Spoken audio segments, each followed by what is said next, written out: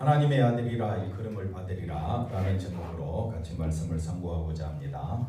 자, 로마서 9장 24절 한번 보겠습니다. 이 그릇은 우리니 곧 유대인 중에서뿐 아니라 이방인 중에서도 부르신 자니라. 자, 오늘 하나님의 아들이라 일컬음을 받는다, 하나님의 아들이라 일컬음을 받는다라는 말은 하나님의 아들이라 부르심 받았다라는 뜻입니다. 그래서 24절에도 부르심 받았고 25절에도 호세아 그래도 이르기를 내가 내 백성 아닌 자를 내 백성이라 사랑하지 아니한 자를 사랑한 자라 뭐라고요? 부르리라. 부르심 받았다. 그래서 저와 여러분을 사랑한 자로 내 백성이라 부르심 받았고 24절에도 부르심 받았고 25절에도 26절 너희는 내 백성이 아니라 한 그곳에서 그들이 살아계신 하나님의 아들이라 일컬음 부르심을 받으리라 함과 같으니라. 그래서 오늘 말씀은 하나님의 아들이라 부르심 받은 목적이 뭐냐? 저와 여러분을 하나님의 아들이라 한번 옆 사람 인사합시다. 당신은 하나님의 아들입니다. 이렇게 부르심 받은 목적이 뭐냐? 이 부분에 대해서 살펴보도록 하겠습니다. 에베소서 2장 10절입니다. 우리는 그가 만드신 목적이 뭐냐? 그리스도 예수 안에서 뭐를 위하여? 선한 일을 위하여. 왜 지으심 받았느냐? 이 일은 하나님이 만세전에 창세전에 예비하사 우리로 그 가운데서 뭐를 위하여? 선한 일을 행하도록 저와 여러분을 부르셨고 만드셨고 지으셨다, 이렇게 말씀하고 있습니다. 그래서 선한 일이 뭐냐라고 했을 때 자, 그리스도의 사랑이, 자 보십시오. 그리스도의 사랑이 우리를 뭐 하셨다? 강건하셨다. 강건하셨다는 말은 쉽게 말하면 이렇게 확 붙잡아서 강제로 끌고 가신다. 저와 여러분의 마음은 항상 세상 중심이고 생각하는 것이 또 우리의 마음속에 품고 있는 것이 다 자기 중심입니다. 하나님께로 가지 않습니다. 그런 우리를 하나님이 어떻게 하신다고요? 강권적으로 역사하셔서 누구를 바라보도록? 예수님을 바라보도록 끌고 가신다. 그래서 생각하는데 한 사람이 모든 사람을 대신하여 죽었은즉 모든 사람이 죽은 것이라. 자 보십시오.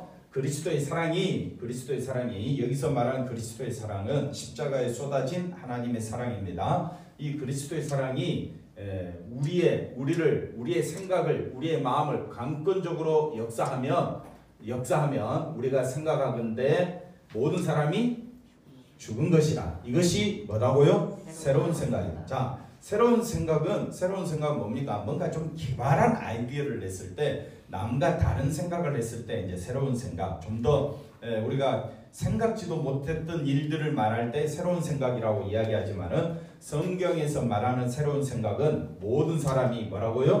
죽은 것이다. 그래서 모든 사람이 죽었다라고 이걸 인정하게 되는 것은 내 힘으로 되는 것이 아니라 그리스도의 사랑이 강권적으로 그렇게 만들어 가시는 겁니다.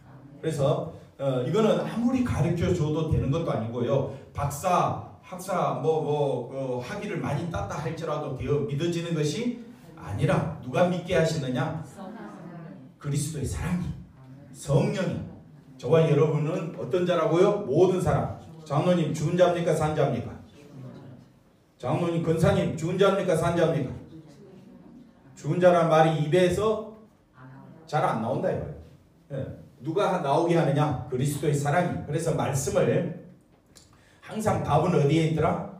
성경에 있더라. 그래서 성경을 우리가 이렇게 자세히 살펴보면 하나님의 말씀이 내가 죽은 자이구나 라는 생각을 하도록 하나님이 어떻게 하신다고요? 강권적으로 끌고 가시는 거예요. 자 보십시오. 그래서 15절에 가볼까요? 15절에 가보면 그가 모든 사람을 대신하여 죽으심은 살아있는 자들로 하여금 다시는 그들 자신을 위하여 살지 않고 오직 그들을 대신하여 죽었다가 다시 살아나신 이를 위하여 살게 하려 함이라. 그래서 예수님이 살아있는 자들로 하여금 예수 안에서 모든 사람이 죽은 자라고 이야기했을 때에 십자가 앞에서 내가 죽었고 예수님이 다시 부활하심으로 한번 따라합시다. 나는 허물과 죄에서 어떻게 해요? 죽었다가 다시 살아난다. 이거는 그리스도의 사랑이 내가 그렇게 생각하도록 만들어 가신다는 겁니다.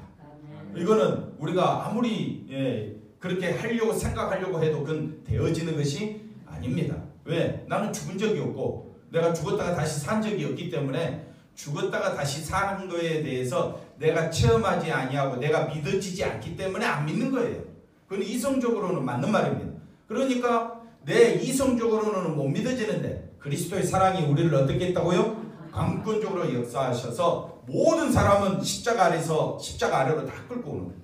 그래서 십자가 아래서 여기에 내가 죽어야 할 자리인데 대신 누가 죽으셨다? 예수님이 죽으셨다라고 생각하도록 성령께서 저와 여러분을 끌고 가신다. 그럼 왜 그렇게 끌고 갔느냐? 왜 우리를 그렇게 그 자리로 부르셨느냐? 살아있는 자들로 하여금 예수 안에서 산 자는 그들 자신 죽은 자신을 위하여 살지 아니하고 오직 그들을 대신하여 죽었다가 다시 살아나신 이를 위하여 살도록 하는 것이 하나님이 부르신 목적이다. 부르신 목적. 그 다음 말씀 볼까요? 자, 이제 데살로니가 교회로 가보겠습니다. 주께서 사랑하신 형제들아, 우리가 항상 너희에 관하여 마땅히 하나님 앞에 뭐 한다고요?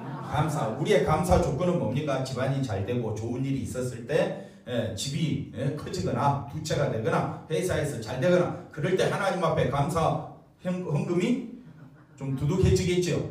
그러나 날마다 감사를 하면 목사님 감사할 조건이 어디 있습니까? 감사 헌금도 없어요. 근데 바울은 뭐라고 이야기합니까? 하나님의 처음부터 너희를 택하심에 감사. 아멘이십니까?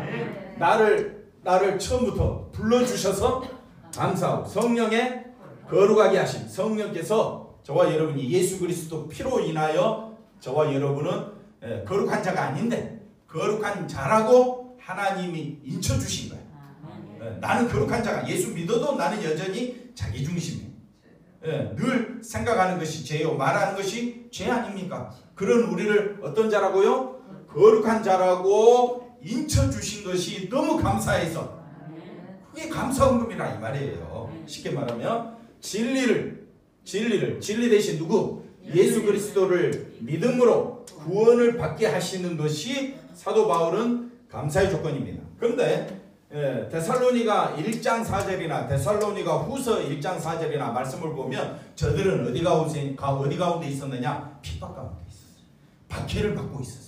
너무너무 고통스러운 자리에 있었는데도 불구하고 사도 바울은 그들의 형편 때문에 형편에서 하나님 건져주세요라고 기도하는 것이 아니라 형편보다 더 중요한 게 뭐냐? 형편보다 더 중요한 것이 우리의 어려움, 우리의 삶의 문제보다 더 중요한 것이 뭐냐? 하나님이 처음부터 너희를 택하신 것이고 성령께서 거룩하게 하신 것고 예수 그리스도 진리 되신 예수 그리스도를 믿음으로 뭐 받은 것이? 구원받은 것이 세상의 어떤 조건과도 비교할 수 없는 기쁨이다 이 말이에요. 그 기쁨으로 인하여 저와 여러분 하나님 앞에 나와 오늘도 감사하고 내일도 감사하고 그래서 성경은 뭐라고 이야기합니까? 항상 기뻐하라. 범사에 감사. 쉬지 말고 기도하라. 누구 때문에? 예수님 때문에. 그러니까 우리가 하나님 앞에 나와서 내 형편 때문에 하나님 너무 힘들어요. 어려워요. 또 스트레스 때문에 일이 안 돼서 이런 걸로 우리가 하나님 앞에 나와서 하나님 이렇게 저렇게 해주세요가 아니라 정말 깨어있는 믿음의 사람은 내가 하나님으로부터 부르심 받은 목적이 뭐냐? 내가 이렇게 교회 나와야 될 목적이 뭐냐? 내가 부모 형제에 의해서 또는 친구들에 의해서 또 어떤 형편에 의해서 내가 교회에 나왔든지 간에 하나님이 저와 여러분을 불러주신 것은 내가 어떤 자라고요? 죽은 자구나. 이걸 알게 하시고 내가 죽었는데 누구 때문에 살아났다고요? 예수님 때문에 살아났다는 것을 생각하게 하시고 마음속에 깨닫게 하시고 그렇게 믿고 살도록 우리를 부르신 목적은 누구를 위해 살도록? 그래서 예수 그리스도를 위해 살도록 우리를 부르신 거예요. 그래서 14절 말씀 보십시다. 이를 위하여 우리의 뭐로? 복음으로 우리를 부르신 거예요. 그러니까 우리를 부르신 목적이 뭐냐면요. 내 구원이 초점이 아니라 구원을 뛰어넘어서서 부르신 그 자체에는 뭐가 포함되어 있다? 구원이 포함되어 있다 했잖아요. 그러니까 우리를 부르신 목적이 뭐냐? 누구를 위해 살도록? 예수 그리스도를 위해 살도록. 그래서 우리 주 예수 그리스도의 뭐를? 영광을 얻게 하려 하심이니라. 이게 부르신 목적이다. 그 다음 말씀 보겠습니다. 그러니까 그러므로 형제들아 굳건하게 서서 잘 들어보십시오. 말로나 우리의 편지로 가르침을 받은 뭐를? 전통을 지켜라. 교회는 뭘 지켜야 된다고요? 전통을 지켜야 돼. 근데 교회 전통을 지키자. 그러면 사람들은 뭐라고 생각하느냐? 교회가 우리 교회가 세워진 그때부터 시작해서 뭐 50년 된 교회, 100년 된 교회, 어떤 세월의 숫자를 말하는데 세월의 숫자가 아닙니다. 세월의 숫자가 아니라 잘 보십시오. 우리의 말로나 우리의 뭐로? 편지로. 우리 서신서 하나님 말씀 그게 뭐냐 하고 봤더니 아까 14절에 보십시오. 14절 말씀 보니까 뭐로? 복음으로. 그러니까 이 복음이 15절에 보십시다. 복음이 15절에 말로서 복음이 전해졌고 복음이 어디로? 편지로 쓰여졌다 이 말이에요. 이걸 가르침을 받은 뭐를? 전통, 즉 복음을 지키라 이 말이에요. 그러니까 우리의 전통은요 우리나라가 몇 년의 역사를 가졌습니까? 5,000년 유구한 역사를 우리가 어떻게 해요? 뭐 기리고 또 발전시키고 개성시키자 세상 그렇게 이야기하잖아요. 우리가 받은 복음은요 만세 전에 시작됐어요. 언제부터 시작됐다고요? 만세 전부터 하나님이 아브라함을 부르신 때부터 누가 진짜 이스라엘이냐? 우리가 로마서 9장이잖아요. 누가 진짜 이스라엘 백성이냐? 이 복음의 계보, 복음의 전통을 어떻게 하자? 지키자. 지키자 이 말은 이 복음의 전통 안에서 살아가라 라고 저와 여러분을 부르신 줄로 믿습니다. 그러니 끊임없이 우리가 힘쓰고 애써야 될 것은 복음을 지키자. 복음 안에서 살자. 이 말은 예수 안에서 살자. 이렇게 말을 할 수가 있습니다. 그 다음 볼까요? 그래서 복음의 전통을 지키기 위해서는 두 번째 뭘 알아야 된다고요? 인간의 본질을 알아야 한다. 율법이 들어온 것은, 가입한 것은 율법이 이 땅에 들어왔잖아요. 모세에게 율법이 주어졌잖아요. 그럼 하나님의 율법을 주신 목적이 뭐냐? 범죄를 마하게 하도록 더하게 한다. 범죄를 더하게 한다는 말은 저와 여러분이 죄인인 것임을 알도록, 깨닫도록, 나타내도록 율법을 통해 율법이 들어오지 아니하면 죄가 죄인들도 몰라. 율법으로 만약 우리가 교통법규 제가 이제 자주 어길 수도 있잖아요. 근데 그게 법으로 정해지지 않았으면 저는 절대 교통법규 상관없어요. 저 아무런 유턴 아무 이상 없어요. 근데 그게 뭐가 없다고? 요 표시가 없다고. 목사님 자꾸 뭐 한다고요? 질서 교통 질서 어겼다고. 그러니까 법을 정해준 목적은 내가 뭘 하고 있다고요? 범죄하고 있구나라는 것을 마도록 깨닫도록 알도록 하기 위해서 주어졌다 이 말이에요. 그러니까 우리가 성경 말씀이 주어진 것은 이 주어진 성경 말씀으로 내가 대단한 사람이라는 것을 드러내는 것이 아니라 저와 여러분 모든 우리 믿는 사람은 나는 어떤 사람이다? 죄인이구나. 죄로 인하여 한번 따라합시다. 죄로 인하여 어떤 자다? 죽은 자다. 이걸 잊지 말라고 말씀이 주어진 거예요. 그래서 범죄를 더하게 하려 합니다. 그러나 죄가 더한 곳에 드러나게 되면, 죄가 드러나게 되면, 나타나게 되면, 죄가 나타나게 되면, 내가 누구라고요? 죽은 자구나. 알면 알수록 뭐가 드러난다? 은혜가 더욱 넘치게 되는 거야. 내가 죄인 중에 개수였구나. 나는 죽은 자였구나. 한물과 죄로 나는 죽었었구나. 그런데 누가 나를 살리셨어? 예수님이 살리셨어. 예수님의 은혜가 더욱 뭐하게 된다? 넘쳐났다. 그러므로 우리를 부르신 목적은 누구만 드러내도록? 예수님만 드러내도록. 그러면 저와 여러분이 교회에서 누구만 드러내야 되겠어요? 예수님이 드러나야 되지 않겠습니까? 근데 자기 지식 자랑하고 자기 가족 자랑하고 자기 사업 자랑하고 자기 똑똑한 걸 자랑하면 그거는 은혜가 드러나겠느냐 하는 거예요. 그러니까 괜히 말싸움하는 거예요. 괜히 자기 자존심 때문에 싸우는 거예요. 그럴 필요가 없는 거예요. 한번 따라합시다. 나는 죽었다. 뭐로 인하여? 죄가 나는 말하는 것도 죄요. 생각하는 것도 죄요. 늘 나는 죄구나. 그러니까 죄인인 나는, 죽었던 나는 다른 사람을 향하여 손가락질할 자격이 있다 없다? 없다. 그러므로 서로 어떻게 여기라고 했어요? 심히 불쌍히 여기라. 왜? 누가 나타나도록? 은혜가 나타나도록. 그래서 그 다음 보십시다. 자, 좀 더 너무 불구스럽게 돼 있는데 잘 보십시오. 죄가 어디 안에서? 사망 안에서 뭐 하고 있다? 왕노릇하고 있다. 죄가 왕노릇하고 있는 거예요. 내 인격을 살펴보면 나는 그러고 싶지 않는데 나도 모르게 할 때가 많아요. 내 마음이 자꾸 죄가 끌리는 대로 끌려가는 거예요.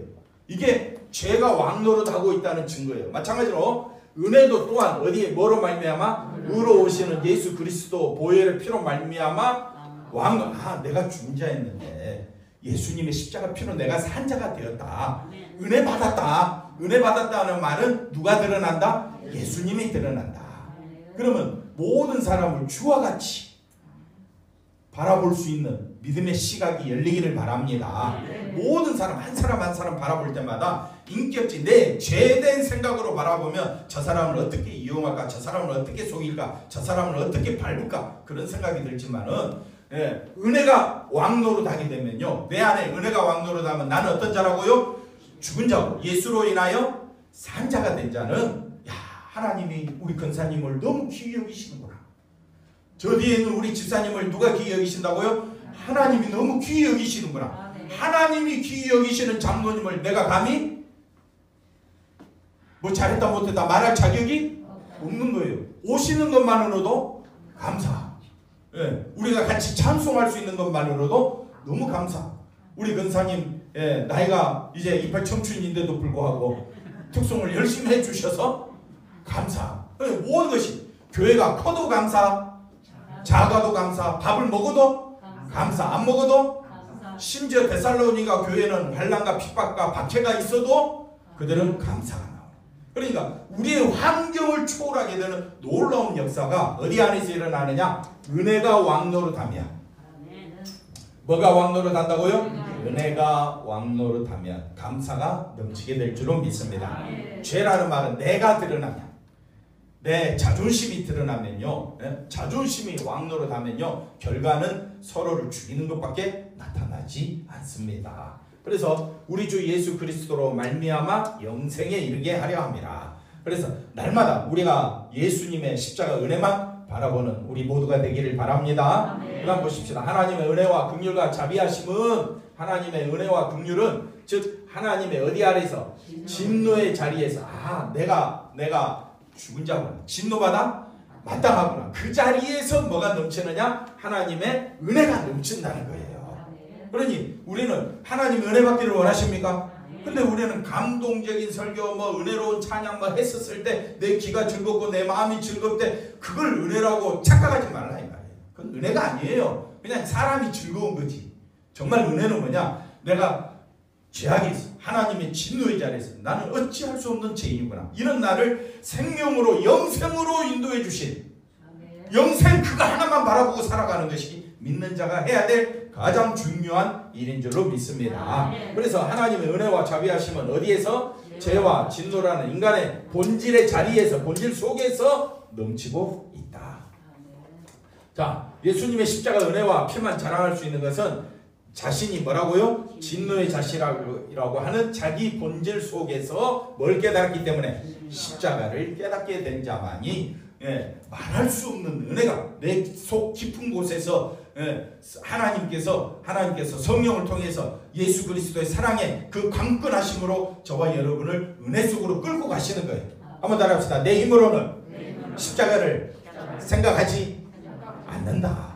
십자가를 생각해도 나에게 유익이 되는 십자가를 생각하지, 십자가를 통해서, 교회를 통해서, 말씀을 통해서 내가 한번 잘 살아보자 라는 쪽으로 나아가지, 내가 본질적으로 나는 죽은 자구나 라고 끌어간다면 그는 하나님이 저와 여러분을 사랑하고 있다는 증거가 되는 겁니다. 나는 본질적으로 어떤 자라고요? 죽은 자다. 잊지 마시기 바랍니다. 자, 요즘 신자들이 본질상 진노의 자식이란 자기의 처지에 대해서 뭐라고요? 깊이 생각하지 않는 것 같다. 자꾸 잊어버리려고 해요. 그래서 매 주일마다 이 부분에 대해서 설교하는데도 우리는 또 까먹어. 자, 그 결과는 주 예수님의 십자가의 달리심과 피 흘리심에 대해서 뭐라고요? 목사님 그 고난주간에 한 번만 하시면 되지, 1년 내내 하십니까? 예, 맞습니다. 전통을 지키라. 복음의 전통을 지키라. 복음이 뭡니까? 예수님의 십자가의 피 흘리심과 부활하심을 어떻게 해요? 복음, 그걸 전통을 지키라 했잖아요. 그럼 우리가 정말 신앙생활이 뭐냐? 은혜가 넘치는 것이 신앙생활이에요. 그럼 은혜가 넘치는 게 뭡니까? 아, 나는 죽은 자구나. 나는 이제 내가 사는 것은 누구를 위하여? 예수님의 영광을 위하여 살아야지. 그래서 말에서도 조심하고 행동에서도 조심하고 우리가 살아가야 할 이유가 어디에 있느냐? 예수 그리스도에 있다는 것을 알게 되면요, 예수 그리스도 안에서만 나에게 주어진 것이 영생이기 때문에, 생명이기 때문에 그것만 바라보고 살아가는 우리 모두가 되기를 바랍니다. 자, 내 백성이라, 하나님의 아들이라 이렇게 말을 하고 있습니다. 이 말씀을 호세아 말씀에서 끌어왔는데, 내가 내 백성 아닌 자를, 백성이 아니잖아. 왜 백성이 아닙니까? 하나님께서 이스라엘 백성을 내 백성이라고 했는데 왜 내 백성, 이스라엘 백성을 왜 내 백성이 아니라고 했냐? 그들은 진노받아 마땅한데, 자신이 진노받아 마땅한 것을 모르면 하나님은 백성이 아니다라고 내버리는 거예요. 네, 말씀을 잘 들으셨죠? 내가 죽은 자임을 알지 못하면 하나님은 내 백성이 아니다라고 하는 거예요. 그런데 그런 자를 내 백성이라 하면 깨달았다 이 말이에요. 아, 나는 죽은 자이구나 라는 걸 깨닫게 돼요. 사랑하지 아니한 자는 뭐밖에 없습니까? 진노와 심판밖에 없습니다. 그런 이스라엘 백성을 뭐하라고요? 사랑한 자라 부르리라. 26절, 너희는 내 백성이 아니라 한 그곳에서, 내 백성이 아니라 한 그곳이 뭡니까? 내 백성이 아니라 한 그곳이라는 것은 진노받아 심판받아 마땅한 그곳에서, 마땅한 그곳에서 그들이 살아계신 하나님의 아들이라 부르심을, 일컬음을 받으리라. 그러니까 저와 여러분이 예수를 믿었다는 것은 이거는 엄청난 축복 중에 축복이요, 말할 수 없는 기쁨이 되는 거예요. 눈으로 안 보이고 확인할 길이 없으니까 우리가 시큰둥해서 그렇지, 정말 너무너무 중요한 건요, 내가 어떤 자라고요? 죽은 자임을 알고 나를 살려주실 분은 예수님밖에 없습니다. 이걸 날마다 찬양하시기를 바랍니다. 날마다 알도록 기도하시기 바랍니다. 날마다 우리가 예수를 믿는 목적이 뭐냐? 예수님을 알아가야 할 이유가 뭐냐? 성경을 배우는 목적이 뭐고, 우리가 교회 다녀야 될 목적이 뭐냐? 내가 어떤 자라고요? 죽은 자임을 잊지 말라. 내 백성이 아니라는 그곳에서 그들이 살아계신 하나님의 아들이라 일컬음을 받도록 저와 여러분이 부르심 받았어요. 이것이 그릇이에요. 무슨 그릇? 긍휼의 그릇이라 그래요. 귀 쓰는 그릇이라 그래요. 영광을 담은 그릇이라 그래요. 그릇이 중요한 것이 아니라 긍휼이 있기 때문에 하나님께서 그 안에 뭘 넣으셨다고요? 영광을 넣어 놓으셨기 때문에 그 그릇이 중요한 거지. 긍휼도 없고 영광도 없으면 그 그릇은 아무 쓸모가 없이 깨버린다 이 말이야. 그러니 저와 여러분이 긍휼이 뭡니까? 하나님의 긍휼은 십자가의 사랑이잖아요. 십자가의 사랑을 마음에 담고 생각하고, 영광 되신 분은 예수님밖에 없으니까 예수님 중심으로 살아가면 하나님께서 우리를 어떻게 해요? 귀 쓰는 그릇으로 인도해 가시는 거고. 네. 예수님의 은혜와 사랑보다는 자기 생각이 앞서고 자기 중심이 앞서고 자기 자존심이 앞서는 사람은 이스라엘 백성들도 버리셨는데, 하물며 우리가 뭐가 그리 대단합니까? 모든 사람은 하나님께서 딱 선언해 놓고 있잖아요. 모든 사람은 다 어떤 자라고요? 죽은 자라고. 거기에는 이스라엘 백성들도 포함된 겁니다. 나는 하나님의 백성이 아닌 자, 사랑을 받지 못하는 자였다는 것을 생각하지 않는다면, 하나님 백성으로 아들로 부르심을 입었다는 것이 은혜이고 자비인지 이거 생각지도 않습니다. 시큰둥해지는 거예요. 호세아 때 이스라엘 백성들이 제약으로 말미암아 심판받고 멸망당했지만은 그 이스라엘이 회복될 것이라는 예언한 말씀이지만, 이 말씀을 사도 바울은 이스라엘에 뿐만 아니라 이제는 이방인에게까지, 한번 따라합시다. 전 세계에까지 말씀으로 연결시키고 있습니다. 그러니까 호세아 때는 이스라엘 백성에게 국한된 말씀이었지만은 바울이 예수님의 오심으로 예수님을 깨닫고 난 다음에는 이 말씀은 이스라엘뿐만 아니라 모든 사람에게 다 해당되는 말씀이구나. 그래서 이방인의 사도로 부르심받아 하나님 말씀을 전했던 것입니다. 호세아 1장 10절을 보십시다. 이스라엘 자손의 수가, 자 여기서 다시 한 번 더 설명할게요. 이스라엘 자손의 수가 바닷가에 모래같이 되어서 헤아릴 수도 없고 세울 수도 없을 것이며, 전에 그들에게 이르기를 너희는 내 백성이 아니라 한 그곳에서 그들에게 이르기를 너희는 살아계신 하나님의 아들들이라. 그러니까 이 말씀을 이스라엘에게 국한해서 설명하면 이거는 아브라함에게 하나님이 약속하신 말씀이었어요. 아브라함에게 약속한 말씀이 이루어졌어요. 그런데 하나님은 그들을 어떻게 했느냐? 너희는 내 백성이 아니라 했어요. 그래서 북이스라엘도 멸망당하고 남유다도 멸망, 너희는 내 백성이, 성전도 무너져 버렸어요. 그러니 이스라엘이 더 이상 기댈 것이 없어져 버렸어요. 그런데 하나님은 그들에게 내 백성이 아니라 한 그곳에서, 그래서 그들이 포로로 끌려가서 그들이 참담한 생활을 겪으면서 우리가 하나님 앞에 죄인인 것을 그때서야 깨닫게 된 거예요. 그때 하나님은 그들을 다시 부르신 거예요. 부르셔서 어떻게 하느냐? 너희는 살아계신 하나님의 아들이라 하면서 다시 헤아릴 수 없는 수많은 사람들을 하나님께서는 끌어온 거예요. 그런데 이 말씀을 누가 인용하고 있다? 사도 바울이 인용하면서 나오는 말씀이 오늘 본문 말씀 몇 절입니까? 24절 말씀 한번 읽어볼까요? 24절 말씀 24절 다 같이 한번 읽어봅시다. 이 그릇은 우리니 곧 누구 중에서? 유대인 중에서 뿐 아니라 어디에서? 이방인 중에서도 부르심 받은 자. 그러니까 아까 호세아서 1장 10절 말씀이 유대인들에게, 이스라엘 백성들에게만 해당된 말씀이었는데 사도 바울이 그 말씀을 끌어오면서 이 말씀은 누구에게 해당된 말씀이냐? 유대인뿐만 아니라 이방인까지. 그래서 로마서 9장은 누가 진짜 이스라엘 백성이냐라는 것을 질문을 던지고 있다고 말씀을 드렸습니다. 그래서 정말 이스라엘 백성은 우리를 어디에서 불렀다고요? 긍휼의 그릇에서 저와 여러분을 불렀다. 그래서 우리가 아까 호세아서 1장 10절로 다시 가보시면 전에 그들에게 이르기를, 이방인, 이제 잘 보십시오. 이방인이나 유대인이나 상관없이 너희는 내 백성이 아니라 한 그곳이 뭐라 그랬습니까? 그곳이 장소가 아니라 어디 자리에서? 진노의 자리에서. 내 백성이 아니라 이러면 뭐밖에 남는 것이 없다? 심판과 저주밖에 남는 것이 없습니다. 그곳에서 그들에게 이르기를, 그럼 어떻게 하나님이 그곳에서 그들에게 하나님의 아들들이라고 인정받게 됐느냐? 내가 진노받아 마땅했는데, 나는 죽은 자였는데 하나님이 보내신 의로운 자이신 예수 그리스도를 통하여 내가 하나님의 아들이 되었습니다. 이렇게 고백하는 예수를 통하여 하나님께서 온 세계에 복음이 증거되게 하셔서 예수 그리스도를 통하여 구원 얻는 하나님의, 살아있는 하나님의 백성으로 만드신 거예요. 그게 아멘 하시기 바랍니다. 기똥차지요. 하나님의 놀라운 계획이 여기서 나타나는. 사도 바울이 이렇게 호세아 예언을 인용하면서 신자가 부름받은 것에 대해서 언급하는 것은 부름받았다는 사실로 기뻐하기보다는 불러주신, 죽은 자 가운데서 불러주신 하나님의 은혜가 더욱 크다는 것을 말하기 위해서 지금 이 말씀을 하고 있는 거예요. 근데 우리는 어디에 국한되어 있나?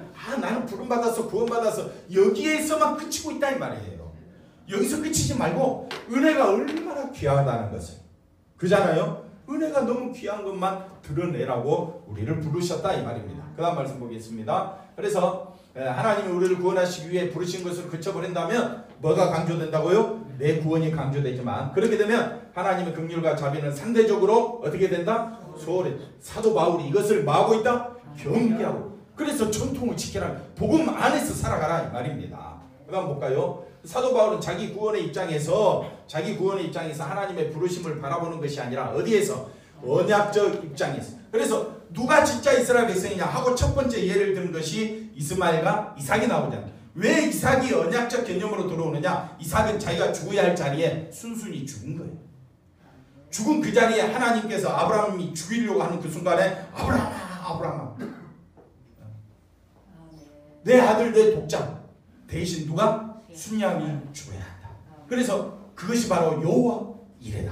하나님께서 준비하신 것은 예수 그리스도였어요. 예수 그리스도를 통하여 저와 여러분이 언약적 개념으로 들어오게 된 겁니다. 그러므로 하나님께서 온 인류가 죽은 자 가운데서 오직 살 수 있고 영생을 얻을 수 있는 유일한 길은 누구밖에 없다? 예수님밖에 없다. 그것이 언약적 입장이다. 하나님의 언약적 입장에서 신자의 부르심은 분명 누구에 의해서? 하나님에 의해서 되어진 일이다. 부르심을 받을 가능성이 인간에게는 조금 더, 왜 진노받아 다 마땅한 자리에서 구원받았으니까. 이것을 안다면 부름받은 것에 대해서 즐거워하기보다는 불러주신 하나님의 은혜와 긍휼을 높이는 것이 당연한 것이 아니겠는가. 그러니까 우리의 기도가 하나님 은혜가 긍휼이 너무 커서 감사 기도가 나오고, 우리의 찬양과 하나님의 은혜와 긍휼을 높이는 찬양이 되어야 되지 않겠습니까? 우리의 설교가 하나님의 은혜와 긍휼이 너무 귀하다라는 것을 전해야 되지 않겠습니까? 인간의 길을 즐겁게 하고 잠시 사람의 마음을 혼동시키고 세상과 혼합시키는 이런 설교를 들으면 사람이 헷갈리는 거예요. 성경은 오직 은혜와 긍휼만 자랑하라고 우리를 불러주셨고 그 전통을 지키라고 교회를 세워주셨는데, 교회가 세워진 교회가 전통에 은혜와 긍휼을 높이지 아니하고 교회 크기를 자랑하고 숫자만 자랑하고 교회가 세상에서 역할을 해야 된다고 세상 구제 또 뭐 선교사 좋다 이거예요. 좋다 이거예요. 좋은데 누구만 드러내라고요? 예수 그리스도만 드러내는 구제가 되고 선교가 되어야 할 줄로 믿습니다. 자, 그래서 백성이 아닌 자를, 사랑치 아니한 자를 내 백성이 아니라 한 그 진노의 자리에서 이해가 됐죠? 진노의 자리에서 하나님의 아들이라 부르심을 받았음을 언급하고 있는 겁니다. 하나님의 부르심은 하나님의 언약, 만세전부터 하나님이 계획하시고 준비하신 저와 여러분을 창세전에 에베소서 1장 4절에 보니까 창세전에 우리가 택하심 받았잖아요. 부르심 받았잖아요. 왜? 뭐 하도록요? 하나님의 언약적 은혜를 뭐 하도록요? 드러내라. 자, 여호와께서 이르시되 가서 이 백성에 이르기를 너희는 듣기는 들어도 깨닫지 못할 것이요 보기는 보아도 알지 못하냐. 이 말씀 뭐냐면 이사야 6장 우리가 우시야 왕이 죽던 해에 이사야가 성전에 들어가니까 성전에 하나님의 영광이 가득 찬 거예요. 하나님 영광이 가득 차니까 나는 죄인이구나, 나는 죽어 마땅하구나 하고 자기가 죽은 자의 힘을 깊이 깨달을 때에 스랍이 나타나서 제단 숯불을 자기 입술에 대니까 죄산 받았다. 그러니까 이사야 마음속에 뭘 나타내기를 원하냐. 내가 하나님 영광 봤어. 이걸 이스라엘 백성에게 전하고 싶어서 하나님의 영광을 봤습니다. 내가 죽은 자임을 알았습니다. 그 다음 세 번째가 뭡니까? 나는 제단 숯불로 인하여 제산 받았습니다. 이걸 전하기 위해서 하나님 앞에 하나님 이걸 내가 전하겠습니다. 그래 하나님께서 말합니다. 영광을 보여주면서 누가 나를 위하여 복음을 전하러 갈까? 그랬더니 이사야가 내가 가겠습니다. 뭘 전하고 싶어서? 하나님의 영광과 자기가 죄인됨과 그 다음에 죄삼 받은 그것을 전하기 위해서 가겠습니다. 그랬더니 하나님 뭐라고 이야기합니까? 가서 전해도, 한번 따라합시다. 가서 전해도 이 백성이 듣기는 들어도 깨닫지 못하는 거예요. 네가 가서 하나님 영광, 그 다음에 너 죽은 자야, 그 다음에 제3의 비밀을 이렇게 이야기해주면 아무리 이야기해줘도 뭐라고요? 들어도 깨닫지 못하고 보기는 보아도 알지 못하리라. 10절에 가보니까 이 백성이 그 다음 뭐라고요? 마음을 둔하게 하며 그들의 귀가 막히고 그들의 눈이 감기게 하나 염려하는데 그들이 눈으로 보고 귀로 듣고 마음으로 깨닫고 다시 돌아와 고침받을까 하노라. 이사야가 전하겠다는데 하나님이 막아버리는 거예요. 한번 따라합시다. 하나님이 막으시는 것이 하나님의 일이다. 하나님 막아버리는 거예요. 왜 막으시느냐? 이사야가 하겠다는데 왜 막으느냐? 아무리 전해도 그들이 깨닫지는 못하는 거예요. 왜? 심지어 하나님이신 누가? 예수님이 오셔서 그 일을 했는데도 사람들은 어떻게 해요? 눈으로 보고 귀로 들어도 마음으로 깨닫지를 못해요. 그러니까 하나님의 일은요, 모든 사람이 죽었기 때문에 택자들만을 골라서 믿도록 하겠다는 거예요. 그게 누가 하시는 일이라고요? 하나님이 하시는 일이에요. 그래서 이것이 하나님의 일하는 현장인데 우리가 생각할 때는 하나라도 더 구원하기 위하여 열심 내는 것이 하나님의 일 아닙니까? 근데 하나님은 잘라내기 위해서 일하시고 있다는 거예요. 그러니까 우리가 생각하는 바대로 하나님이 움직이시는 분이 아닌 거예요. 하나님은 이미 만세전에 택자와 불택자를 이미 구별해 놓으신 거예요. 그랬을 때 하나님 그럴 수가 있습니까? 라고 말을 할 수가 있다 없다? 우리는 말할 수가 없다라고 했잖아요. 왜 말할 수가 없습니까? 네가 하나님보다 더 높은 위치에 있어? 네가 하나님보다 더 선해? 우리는 그런 말할 자격이 없는 그래서 불과하다. 그릇에 우리는 피조물에 불과하지 감히 피조물인 우리가 이 마이크가 감히 저한테 뭐라고 말을 하겠습니까? 너 역할이나? 잘해 이렇게 말하는 거지. 그래서 보십시오. 마태복음의 13장에 예수님이 그대로 인용합니다. 이 말씀을. 자, 대답하여 이르시되 천국의 비밀을 아는 것은 천국의 비밀을 아는 것은 모든 사람에게 허락해 주세요. 이게 우리의 생각이잖아요. 그런데 너희에게 허락되었으니 그들에게는 그러니까 허락된 자만 천국의 비밀을 알게 되는 거예요. 이 사실을 깨닫고 나면요, 예수 그리스도 십자가 보배로운 피의 은혜에 감사하는 자가 너무너무 귀한 것으로 우리가 여겨지게 되는 거예요. 아, 정말 예수 믿는 사람이 누구냐, 이걸 우리 영적인 시각에서 깨달아질 수가 있게 되는 겁니다. 자, 그러므로 그들에게 비유로 말하는 것은 그들이 보아도 보지 못하며 들어도 듣지 못하며 깨닫지 못함이니라. 왜 그러느냐? 그 다음 말씀 보십시오. 이사 예언이 그들에게 이루어졌으니 이르시되 너희가 듣기는 들어도 깨닫지 못할 것이요 보기는 보아도 알지 못할. 이사야가 아무리 전해도 사람들은 깨닫지 못하고. 그 다음에 보십시오. 15절에 14절에 다시 보시면 이사야 예언의 말씀을 그대로 예수님이 인용하면서 그 다음 보겠습니다. 하나님이 눈가기를 막으시고 마음을 둔하게 하셨다. 예수님이 세상에 오셔서 비유로 말씀하시는 것도 인간으로 하여금 들어도 듣지 못하고 깨달을 수 없도록 하기 위해서. 그럼 왜 이렇게 하셨느냐? 그 다음 보십시오. 철저하게 구원에 대한 뭐를? 인간의 힘으로 구원 얻는 길을 하나님은 뭐하고 있다? 막으시고 있다는 거예요. 그러니까 인간의 힘으로는 구원 얻을 길이 없다는 거예요. 그런데 세상 종교는 특별히 교회 안에는 교회 있는 사람들 가운데서도 모든 종교의 구원이 있다. 종교다원주의 사상을 가진 목회자들이 많은 거예요. 그래가지고 설교를 하는데 모든 종교에도 구원이 있다. 말은 언급 안 하는데 그런 사상을 가지고 설교하시는 분이 많기 때문에 우리가 설교를 들어도 골라서 잘 들어야 된다 이 말입니다.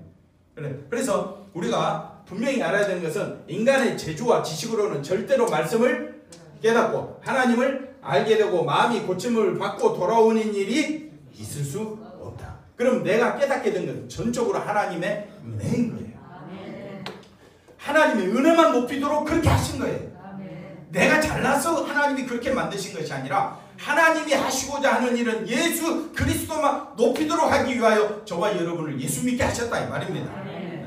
만약 인간의 지식으로 스스로 깨닫고 고침받고 돌아오는 일이 발생한다면 예수님이 오실 이유가 없다 이 말이에요. 예수 그리스도를 통한 구원이라는 하나님의 일이 모두가 어떻게 된다고요? 무산. 성경 찢어버려야 돼요. 인간의 힘으로 구원 얻을 길이 있고 모든 종교의 구원이 있다면 성경 찢어버려야 돼요. 필요가 없는 거예요. 심히 불쌍한 자가 누가 되느냐? 우리가 되는 거예요. 너무너무 불쌍한 자가 되는 거예요. 그러나 하나님의 모든 비밀이 예수 그리스도를 통하여 있고 구원 얻고 생명 얻는 길이 누구밖에 없다면 예수님밖에 없다면 우리는 성경을 더욱더 귀하게 여겨야 되고요. 우리는 오직 누구만 바라봐야 된다? 하나님만 바라봐야 합니다. 결론입니다. 부르심은 오직 하나님의 은혜라는 뭐를 드러내기 위해서? 언약. 그래서 하나님의 언약이 아브라함부터 모세, 그 다음에 또 누굽니까? 다윗 왕을 통해서 이스라엘 백성을 통해서 오늘 우리에게 이 성경이라는 언약을 통해서 우리에게 드러나서 보십시오. 사랑치 않을 자 중에서 백성이라고 하지 않는 이 진노의 자리에서 우리를 하나님의 백성으로 불러내고 사랑할 자로 우리를 불러내셨다는 겁니다. 그러면 얼마나 우리가 귀한 존재냐. 한 사람이 대단한 거예요. 한 사람이 너무너무 귀하고 대단하신 분이에요. 하나님께서 그렇게 우리를 보고 계시는데 우리는 세상 것 때문에 세상 것이 없다고 세상 것 다른 사람보다 뒤처졌다고 거기에 좌절하지 말라 이 말이에요. 그건 아무것도 아니에요. 세상 것은 잠시 있다가 없어지는 거예요. 우리 이 세상 언제까지 삽니까? 잠깐입니다. 잠깐 왔다 사라지는 그런 게 우리 인생 아닙니까? 그럼 우리가 정작 붙잡아야 될 것은 말씀이다. 자, 그 다음 보겠습니다. 그래서 우리는 신자 되었다거나 예수님을 안다거나 복음을 깨달았다는 것에 대해서 절대로 우리의 뭐나 의나 지식을 끼워넣을 수 인간의 힘으로는 구원 얻을 길이 없다는 겁니다. 그래서 부름을 입은 신자의 입에서 나올 것은 뭡니까? 하나님의 은혜와 긍휼을 드러내라고 우리를 불러주신 겁니다. 이것이 진심으로 하나님의 부르심을 입은 신자의 삶이 내일도 되시기를 바랍니다. 날마다 어디 안에서? 예수 안에서 은혜와 긍휼만 자랑하며 높이며 살아가는 우리 모두가 되기를 주의 이름으로 간절히 축원드립니다. 기도하겠습니다. 하나님 감사합니다. 주 예수 그리스도 십자가가 얼마나 귀하고 놀라운지를 깊이 깨닫고 부활의 세계, 생명의 세계 속에서 날마다 감사하며 살아가는 저희들의 삶이 되어질 수 있도록 인도해 주시옵소서. 예수님의 이름으로 기도하옵나이다. 아멘.